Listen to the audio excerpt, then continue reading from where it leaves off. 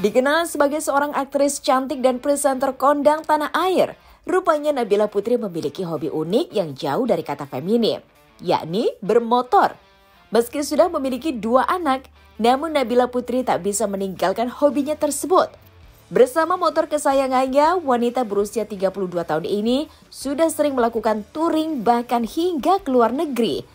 Lantas bagaimana cara Nabila Putri mengatur waktu untuk mengurus anak, bekerja, dan menikmati hobi bermotornya?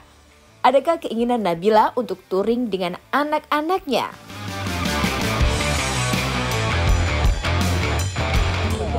Alhamdulillah. Nah itu adik kebetulan yang 2 ya. Jadi udah 2 anaknya. Terus alhamdulillah makin tua berarti aku makin muda ya kan. Jadi anak-anak aku kalau di luar rumah manggilnya kakak kebetulan. Enggak. Jadi anak-anak aku tuh kalau di luar manggilnya tuh manggil aku Hani.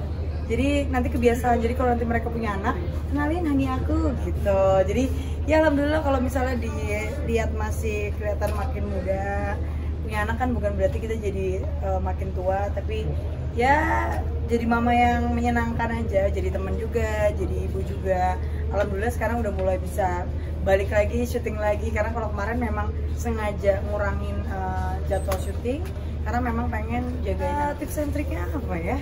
Banyak-banyak main motor kali ya. Aduh, karena buat aku kegiatan aku tidak ada yang berubah dari aku sebelum nikah sampai aku nikah, terus aku punya anak. Aku masih ngejalanin hal-hal yang aku suka, masih motoran, masih touring jauh, masih alhamdulillah dikasih kepercayaan sama beberapa brand untuk di-invite mewakili otomotif Indonesia juga. Jadi apa ya tipsnya? Tipsnya ya being you aja, nggak perlu berubah jadi orang lain, tetap jadi karakter yang kamu suka, karakter yang enjoy for your life.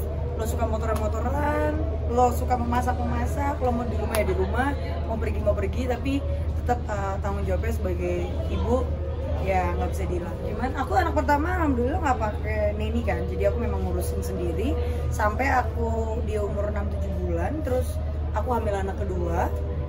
Almarhum mama aku akhirnya maksa aku untuk kayak cari orang deh buat temenin di rumah, nemenin anak-anak, jagain anak-anak.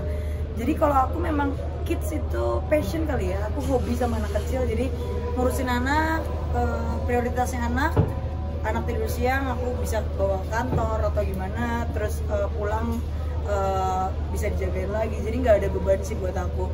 Justru motorannya depending sampai sekarang anak-anak udah bisa ditinggal jauh. Kayak kemarin aku dari Jakarta ke Jogja ya touring ya jadi tenang gitu, karena anak-anak udah bisa ditinggal, udah ada yang tanggung jawab jagain anak-anak juga. Jadi lebih kepada mana yang diprioritasin aja sih. Kalau anak-anak aku tetap berharap akan lebih banyak deket sama aku daripada orang di rumah. Happy kali ya, relief. Kalau aku kan dari dulu memang suka touring, gak harus ramean, sendirian. Kadang juga something yang buat aku sangat menyenangkan. Kenapa? Karena kalau dari berkendara sendiri, dari motoran tuh aku kayak banyak ketemu orang. Dari mulai yang segmen paling atas, middle, sampai teman-teman yang aku temuin di jalan, semuanya sama support kita lah sesama pengendara. Cuman yang paling aku rasain adalah saat naik motor itu relief, karena di situ aku belajar untuk menekan ego kita sebagai pengendara. Lo yang paling tahu kapan lo capek, kapan lo harus berhenti, kapan lo harus istirahat, dan di hidup juga kayak gitu. Lo udah tahu nih limit lo di mana, ya lo harus healing, lo harus take a break, harus berhenti, harus jalan lagi, lo mau lanjut jalan atau lo mau berhenti. Itu kan jadi kayak ngajarin tanggung jawab. Dan karena aku dari kecil memang udah naik motor, udah jadi kayak daily life. Yang lagi aku pengen balik lagi tuh mungkin main trail kali ya, karena kan hamil kan gak boleh main trail, terus lahiran nggak lama hamil lagi 2 kali, kayaknya saya udah hamil ya. Jadi ya trail yang lagi pengen coba. Jet khusus nggak ada lah, kalau ada rezekinya ya dibikin. Aku lebih suka ngebangun motor daripada beli motor baru, jadi lebih suka kayak motor tua dirakit, dibangun, terus jadi identitasnya, jadi kita personal sebagai user penggunanya sendiri. Kalau kepuasan, perbedaannya kepuasan ngurus anak dari kecil sampai sekarang dengan kepuasan jadi relief sama motoran apa? Apa ya? Aku kan close banget sama orang tua aku. Jadi sekarang aku kayak ngeliat anak aku pulang kerja masih nungguin aku di jendela, nungguin mama pulang. Itu something yang menyenangkan buat aku. Terus naik motor sama anak berdua, sekarang aku udah bisa nyalain starter motor. Terus kalau aku mau berangkat dia pakai helm. Itu something yang buat aku kayak nanti someday dia suka otomotif dan dia mau belajar, dia harus belajar dari aku kali ya. Maksudnya jangan sampai dia belajar dari orang lain. Jadi mau sampai kapanpun nanti yang dicari pertama pasti mamanya dulu. Bapaknya kayak nggak penting-penting banget ini ya. Enggak. Jadi papanya kan juga suka motor. Cuman kayaknya anak-anak aku mungkin lebih karena sangat dekat sama aku, jadi lebih banyak komunikasinya. Koleksinya kebetulan satu ya, yang lain titipan orang banyak gitu ya. Kalau koleksi nggak banyak banget. Aku lebih user daily. Aku lebih suka yang memang aku pakai setiap hari. Aku dari rumah ke kantor biasanya naik motor. Cuman aku lagi suka motor-motor yang justru murah-murah, kecil-kecil tapi di custom ulang, dibikin something yang unik. Karena apalagi kita lagi mau bergerak untuk elektrik ya, jadi pengen support juga pergerakan industri otomotif elektrik. Gimana sih kita bisa punya kendaraan yang proper, yang juga mengikuti perkembangan zaman. Nah di situ aku pengen ikut berperan juga di industri otomotif. Yang anak belum kali ya, anakku yang pertama baru 2 tahun, yang kedua 1 tahun 2 bulan. Jadi nanti mungkin kalau mereka 3 bulan, aku sih ada rencana pengen touring sih. Di Instagram juga karena seperti drama motor sama foto-foto dari kakak sendiri yang duduk di tanki dan lain-lain. Emang itu emang genetik kayaknya. Emang kalau aku naik motor, makanya aku bilang dari sebelum nikah sampai nikah cara naik motornya sama.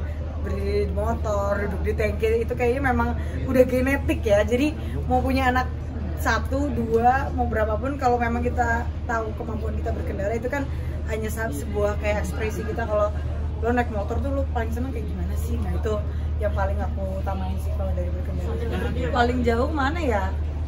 Apa nih, jarak apa negaranya? Kalau jarak Jakarta Jogja lumayan jauh, Jogja Bali, Lombok, Flores, Titik Nol, Medan. Pernah di Eropa juga diundang sama beberapa brand teman-teman untuk riding sana. Milan, Venice lumayan tuh jauh, 400-500 kilo. Tapi nggak ada yang jauh sih, maksudnya kayak kalau enjoy memang nggak ada targetnya yang harus bener-bener harus sampai di lokasi hari apa, jam berapa, itu semuanya menyenangkan.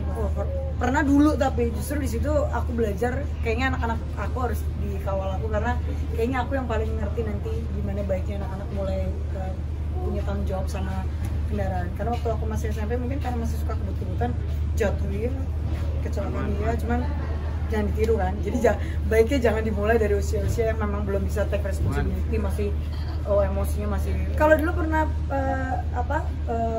kebut-kebutan sedikit lah, tapi jangan ditiru lah, nggak baik kayak gitu. Sampai akhirnya mau, kenapa sih kalau waktu itu? Apa? Sampai akhirnya mau gitu terjun jadi karena hobi. Karena hobi kali ya. Aku memang dari kecil hobi bermotor aja.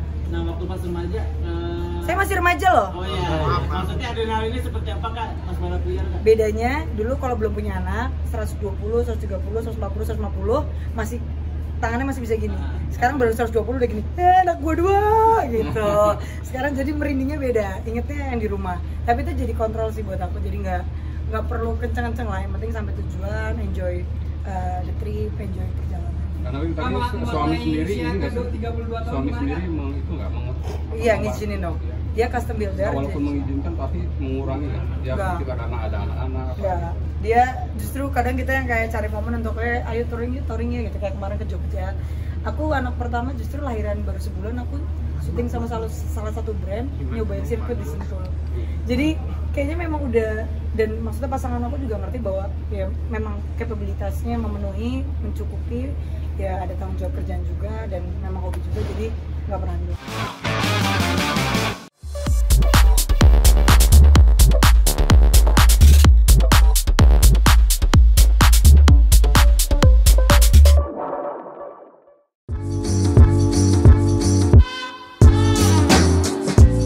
Putri pasangan Uya Kuya dan Astrid Cinta Kuya saat ini tengah menempuh pendidikan kuliahnya di Amerika Serikat. Hidup berjauhan dengan sang anak membuat Uya dan Astrid selalu diselimuti rasa khawatir. Banyak hal yang menjadi keresahan bagi Uya dan Astrid, terutama mengenai pergaulan cinta yang jauh dari pantauan mata mereka. Uya mengungkap bahwa dirinya sangat takut bila sang putri mendapatkan kekasih bule. Kendati demikian, sebagai orang tua, Uya dan Astrid berusaha untuk terus memberikan dukungan kepada Cinta. Lantas bagaimana cara Uya dan Astrid mengontrol pergaulan Cinta selama berada di Amerika? Itu yang gue takutkan dari dulu adalah Cinta di luar negeri dapat pacar orang bule. Cuma kita kan nggak bisa menutup mata daripada kita larang-larang. Yang penting kita harus bilang sama dia bahwa cari yang seiman. Kalau lo pacaran, even nanti ujung-ujungnya dapat bule ya. Kalau nanti akhirnya nikah lo harus seagama kayak gitu. Tapi udah ada belum sih maksudnya cinta? Nggak tahu, nggak tahu, cuman dia temennya banyak sih, temennya banyak. Dia suka curhat soal cinta. Cerita dia yang suka sama dia banyak cerita.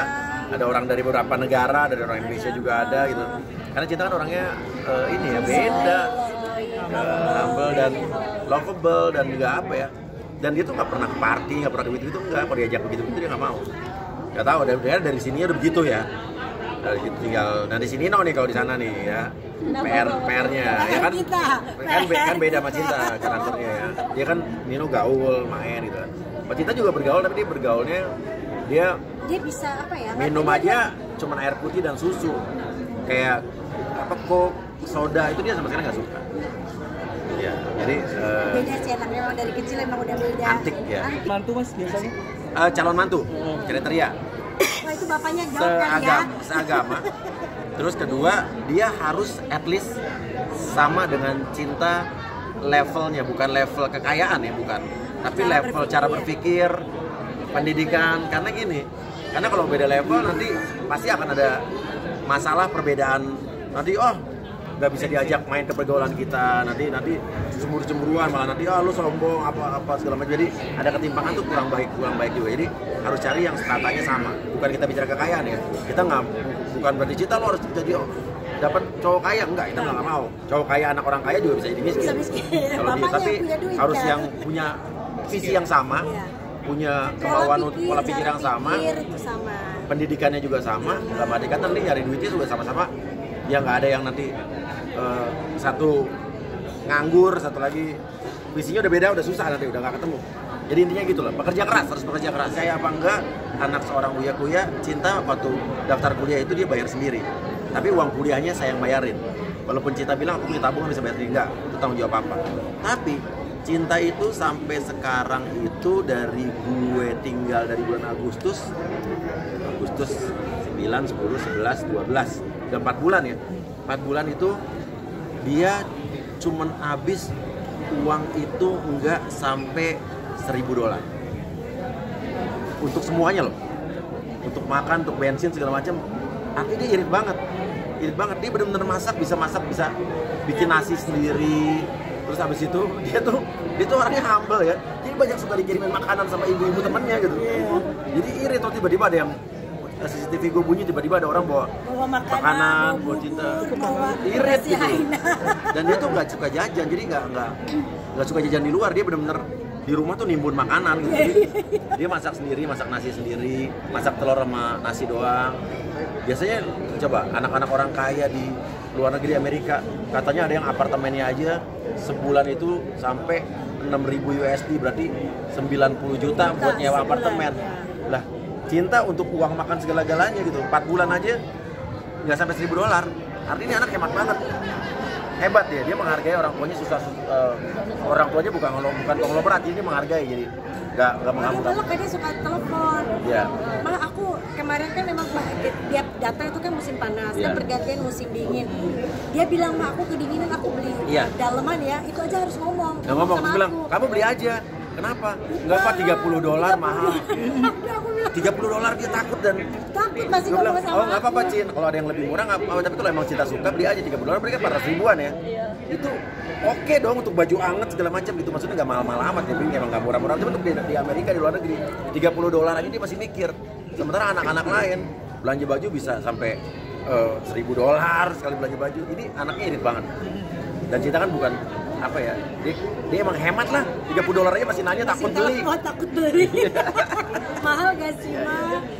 Bilangnya udah beli aja, orang lagi pergantian musim panas ke dingin kan kasihan kalau nggak pakai daleman kan.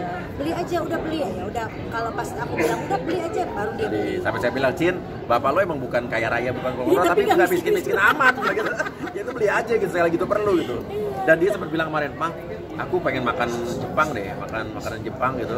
Wis, luar biasa Ton. Pengen makanan Jepang, dibilang gitu. Kayak apa sih, kayak all you can eat gitu ya, tapi mahal Pak gitu kan. Berapa, dibilang gitu. Satu orang itu kalau nggak salah $28 Pak, $28 satu orang makan all you can eat. Makan aja Cin, bilang gitu. Jadi dia itu makan enak aja masih suka nanya gitu. Ya boleh nggak aku boleh nggak spend mau beli, itu biasa gitu.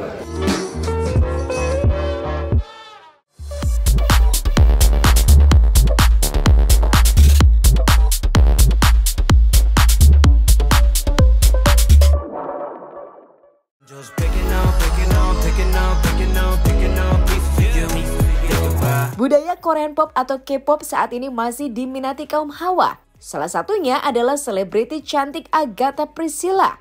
Pemain sinetron diam-diam suka ini mengaku dirinya sangat tergila-gila dengan para personil BTS hingga NCT Dream. Selain itu, mantan pacar dari Vera Waldau ini juga mengikuti beberapa tradisi penggemar K-pop. Salah satunya dengan mengkoleksi postcard foto para personil BTS dan NCT. Lantas, benarkah Agatha Priscilla rela menghabiskan uangnya untuk membeli merchandise K-pop kesayangannya? Ketemu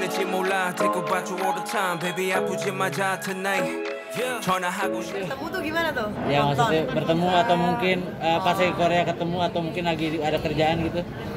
Nonton konser kemarin kita udah nonton BTS, NCT. Kalau ketemu kemarin saya habis ketemu sama Jackson Wang dari GOT7, kalau ada yang tahu, di konser At The Clouds kemarin di Jakarta. Sempat ketemu, terus udah sih doain ya ketemu yang lainnya. Doain dong. Emang pengen ketemu siapa lagi, Kak? Pengennya ketemu BTS di restoran ngobrol. Waduh.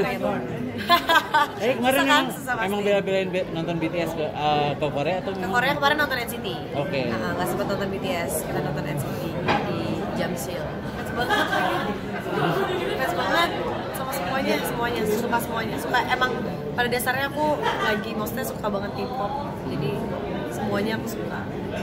Lebih banget atau masuk komunitas Korea itu masuk?